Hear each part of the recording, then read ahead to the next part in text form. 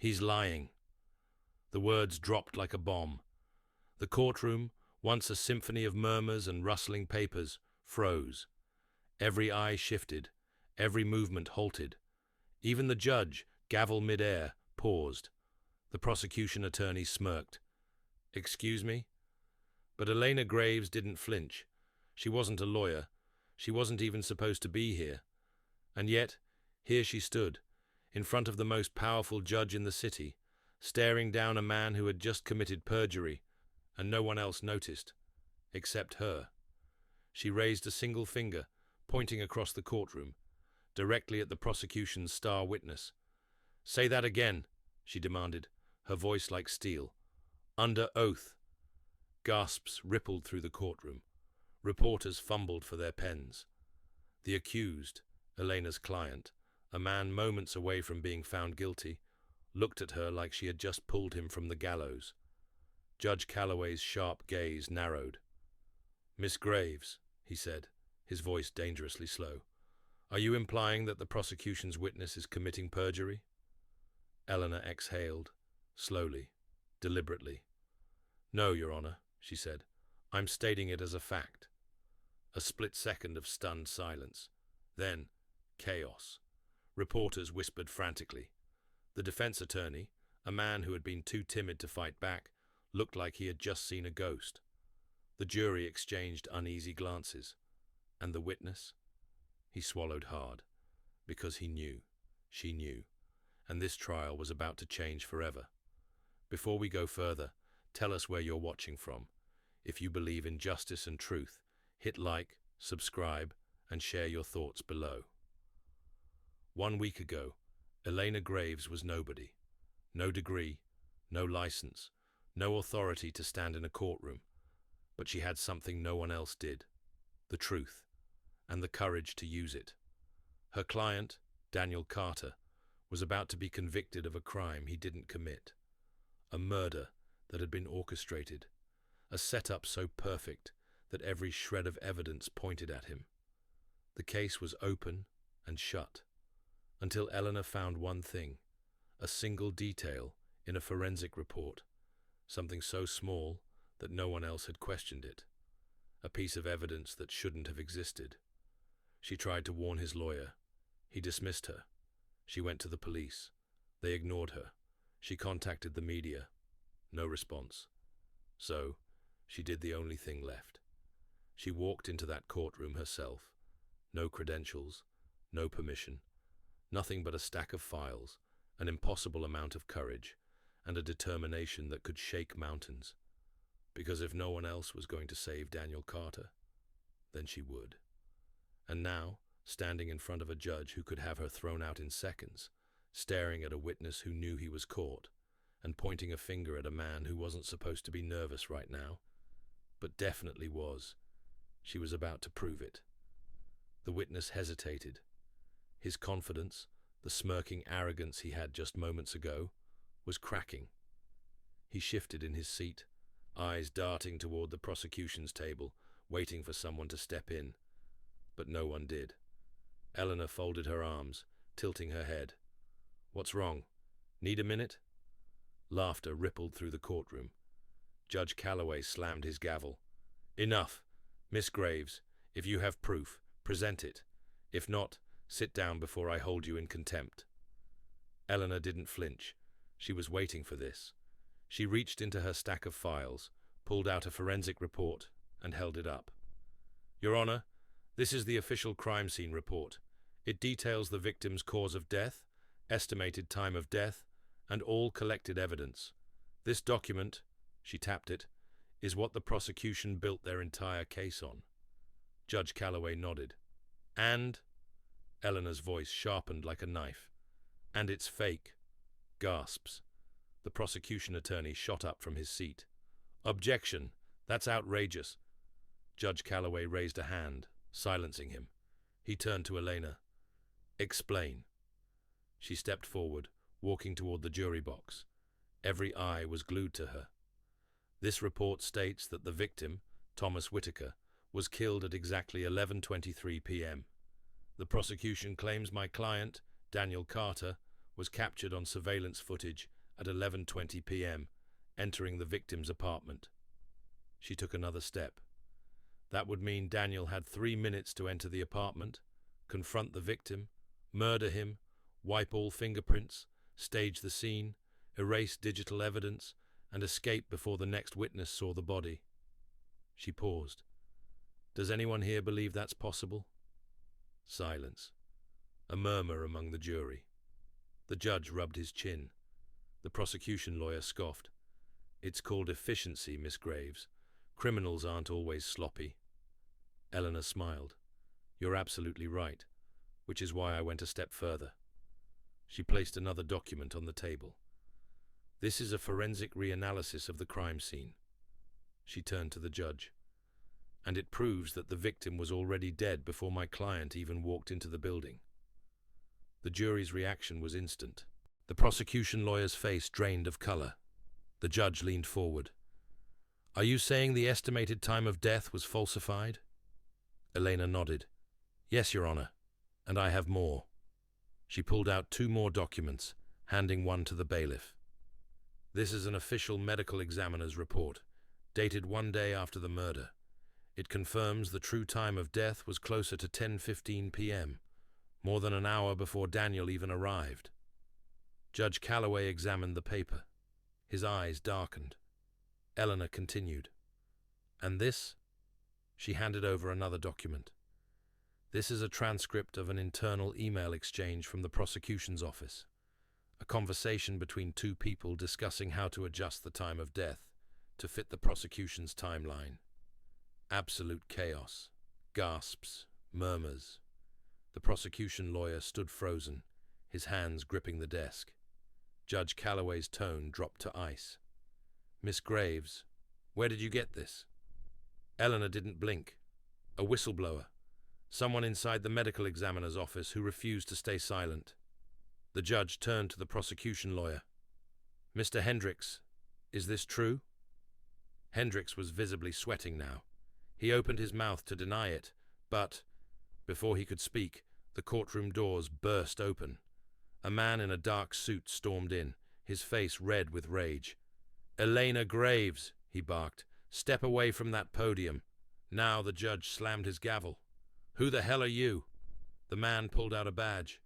Special Agent Marcus Steele, FBI silence. Elena turned, her pulse thundering in her ears. The FBI, why were they here? Then, Steele's next words sent a chill down her spine. You need to leave this case alone, Miss Graves. The entire courtroom held its breath, because they all knew what that meant. Eleanor wasn't just uncovering a wrongful conviction anymore. She had just stepped into something far, far bigger. Miss Graves, I said step away from that podium. Now. The entire courtroom was frozen. Eleanor's pulse pounded like a war drum in her ears. Special Agent Marcus Steele stood tall, flashing his FBI badge like it was a weapon. The threat was clear. The prosecution lawyer, pale and stiff, glanced toward Steele, like he'd been waiting for him. Elena saw it immediately. They knew. The judge adjusted his glasses, his expression darkening. Agent Steele, this is my courtroom. What exactly do you think you're doing here? The agent's voice was cold. Miss Graves is interfering in an ongoing federal investigation. She's in possession of classified documents, and if she doesn't stand down, she will be taken into custody.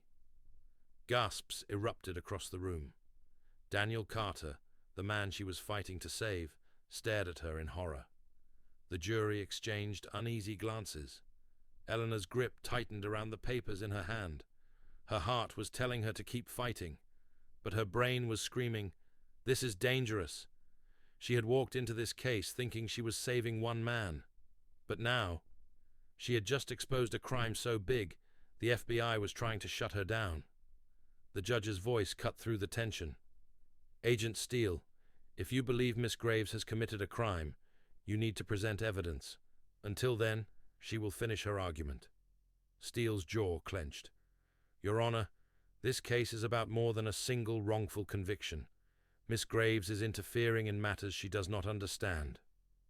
Eleanor's breath was shaky. but her voice was not. "You're right, Agent Steele. I don't understand everything, but I understand one thing perfectly." She turned back to the jury, her voice echoing through the silent courtroom. This entire case was built on a lie. A sharp murmur rippled through the crowd. Eleanor's eyes locked onto the jury. "You all saw it. The falsified evidence, the adjusted time of death, the prosecution's office discussing how to frame my client." She took a step forward. "Now, a federal agent walks in and tells me to be quiet, to stop, to back down." Her jaw tightened. "Ask yourselves, if they were telling the truth, why are they so afraid of me speaking?" The jury stiffened. The judge leaned forward. Steele's expression flashed with something dangerous. The prosecution's lawyer sank in his seat, like a man watching his own execution. Eleanor turned back to Steele. "What exactly are you trying to hide, Agent Steele?" The courtroom erupted into chaos. Steele stepped forward, his voice dangerously low. "Miss Graves, you need to stop." Eleanor shook her head. "I won't." She grabbed another file, the final piece of evidence, and slammed it onto the desk. "Then explain this." She flipped it open, revealing bank records, wire transfers, millions of dollars, all linked to one name, the victim himself, Thomas Whitaker. The room exploded into gasps. Judge Calloway's eyes widened. "What am I looking at, Miss Graves?" Eleanor's voice was sharp as a blade. "The truth."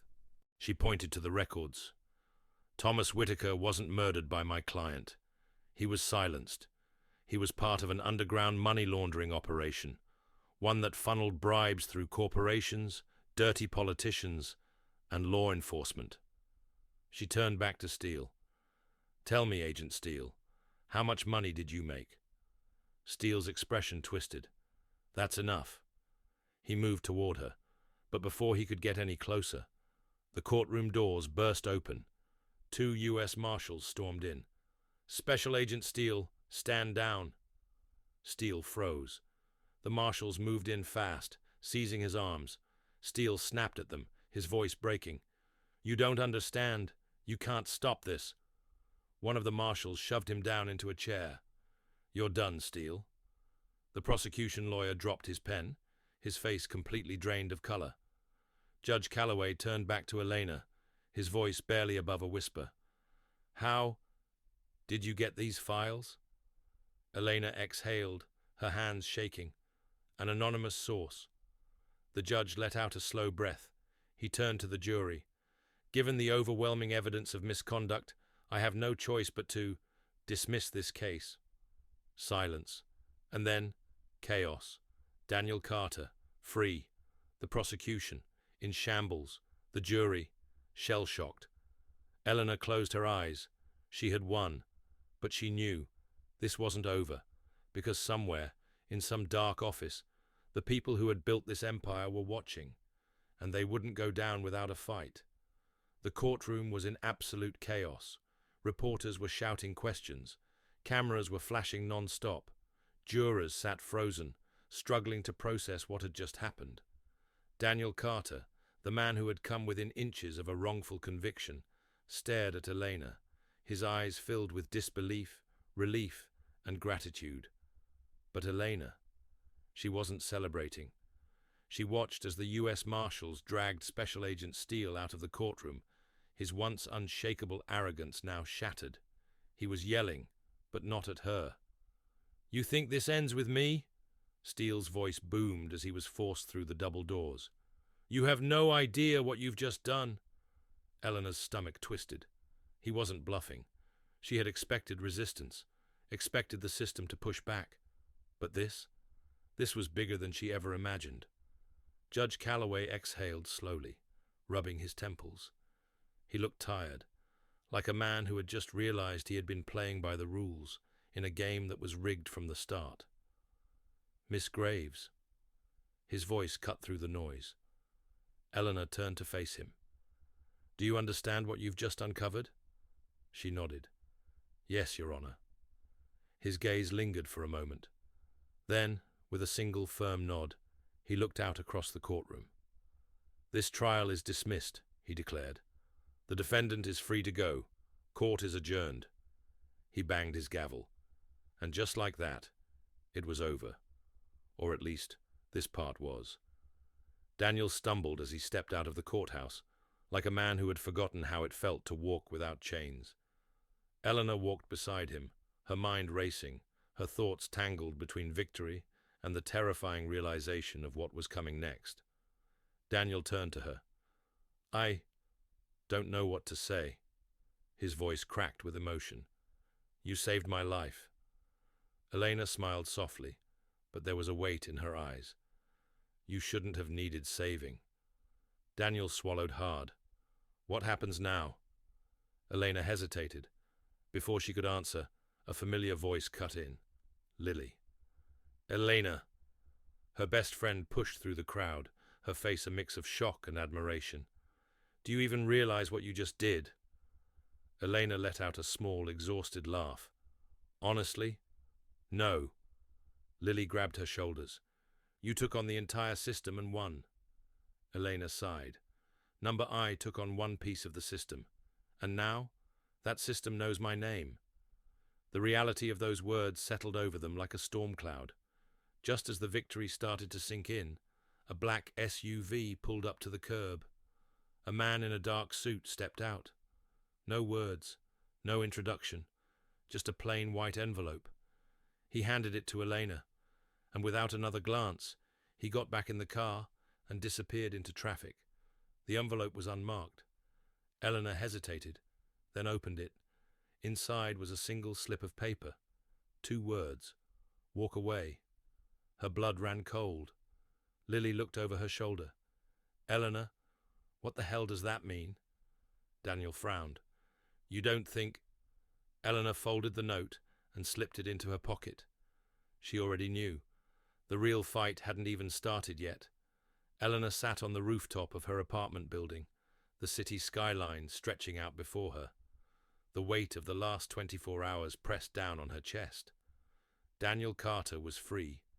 The prosecution's corruption was exposed. Special Agent Steele was in custody. But none of that mattered anymore. Because now, she was in danger. The note in her pocket felt heavier than paper. Walk away. It wasn't a request. It was a warning, a demand, a final chance to turn back before it was too late. And deep down, she knew what it really meant. If she didn't stop now, they would come for her. Her phone buzzed. A text from Lily. "You okay?" Eleanor stared at the screen for a long moment before typing back, "I don't know." Because for the first time she wasn't sure. The corruption went deeper than she had ever imagined. She had ripped off the mask, but the monster underneath was still there, watching, waiting. Who else was involved? How many judges? How many officers? How many politicians? How long before someone made sure she disappeared? She took a deep breath, staring at the flashing city lights. She could walk away. Forget everything. Leave this fight to someone else. But then she thought about Daniel Carter sitting in a prison cell for a crime he didn't commit. She thought about the evidence that had been faked, the lives that had been destroyed, the people who had been silenced. She thought about her mother, the woman who had spent 5 years fighting a legal battle she could never win. The reason Elena had started reading case files at the age of 14. The reason she had stepped into that courtroom in the first place. This fight wasn't new. It had always been hers. And maybe, just maybe, that's exactly why they were afraid of her. She pulled out the note one last time. Walk away. She smirked. Screw that. Eleanor pulled out her phone and dialed. After 2 rings, a voice answered. Sarah Green. Eleanor's grip tightened. "I have a story for you." A pause. Then, intrigued silence. "How big?" Eleanor looked out at the city, her heartbeat steady now. Bigger than any of us ever realized. Sarah exhaled. "I'm listening." Eleanor leaned back against the rooftop edge, the adrenaline returning. If they thought they could scare her off, they had no idea who they were dealing with. Justice isn't about who tells the best story in court. It's about who has the power to control the truth. Elena Graves wasn't supposed to win. She wasn't even supposed to be there. And yet, she exposed a conspiracy so deep, so dangerous, that the people in power had only one response: silence her. They threatened her. They warned her. But she didn't back down. Because the moment we let fear decide what's right and wrong, the moment we stop fighting for the truth, we lose. And now, she's not stopping. So let me ask you, what would you have done in her place? Would you have walked away? Or would you have fought, even when you knew they were coming for you? Let me know in the comments, because this isn't just a story, it's a warning. The truth always comes with a price. The question is, who's willing to pay it?